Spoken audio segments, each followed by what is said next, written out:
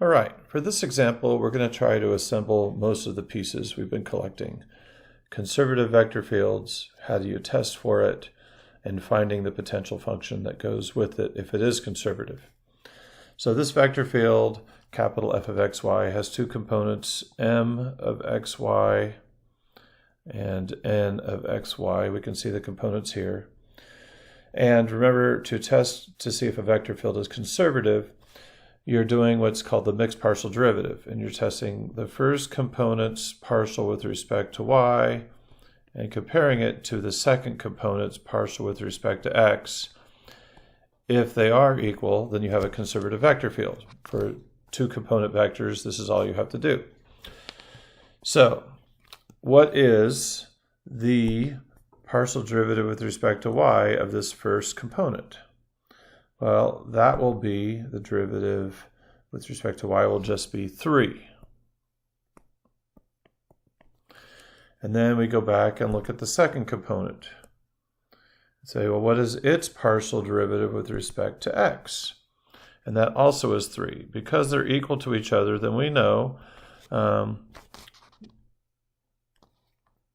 yes, f is conservative. So that's the easy part. What we want to find out now is what is the potential function that kind of made this? What is the potential function that quote-unquote gave birth to this vector field? And so recall that if you have a vector field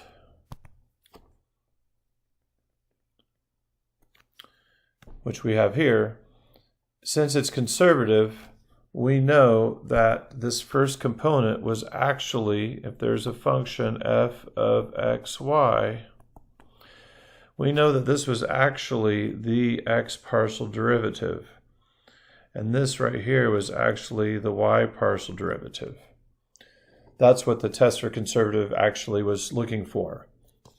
So what we're going to do is we're going to integrate these two components and undo their original partial derivative. So the first component will integrate with respect to x, and the second component we're going to integrate with respect to y. We're going to just look at those.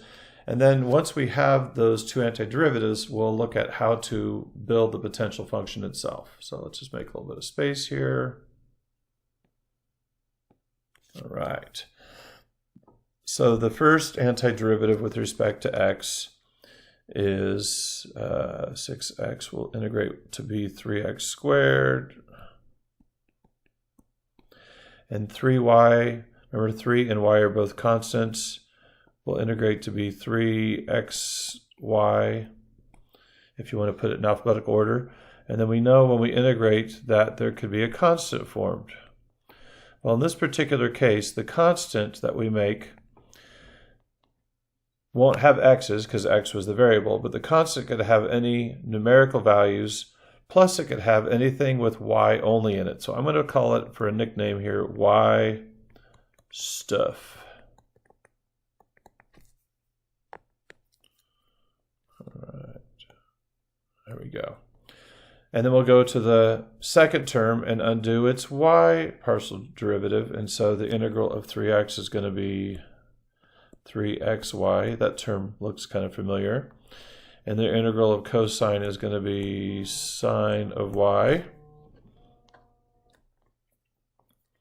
And then there'll be a constant formed here also. But this constant will have anything that doesn't have y in it will be x stuff.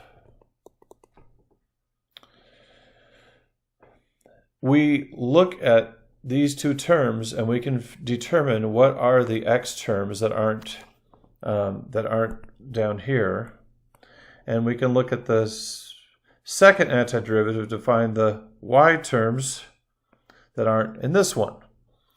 And so in the language of logic, what we do is what this is called is finding what's called the union of these two integrals.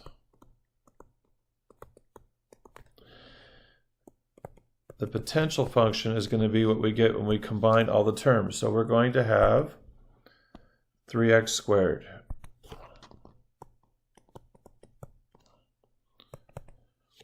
We're going to have 3xy. We can see that being a common term in both the antiderivatives. 3xy. And we're also going to have the y term here, sine of y. Now, there could still be number constants, but when we apply this later as part of definite integrals, the numerical constant won't change our definite integrals. We'll refer back to Calculus 1 when that happens. But now that we've got these terms together, let's just kind of put our finishing touches on it. What we're looking at here, this right here is our potential function. This is our potential function.